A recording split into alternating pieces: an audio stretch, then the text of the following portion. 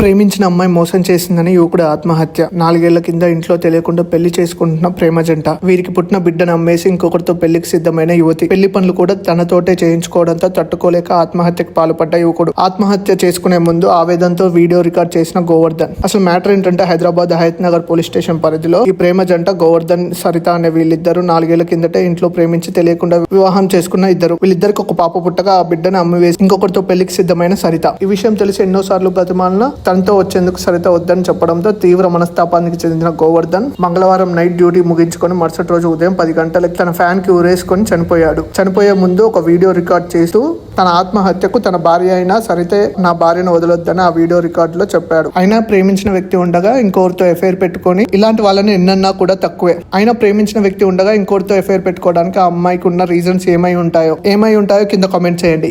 ఈ వీడియో కనుక మీకు నచ్చినట్టయితే ప్లీజ్ లైక్, షేర్, సబ్స్క్రైబ్ చేయండి.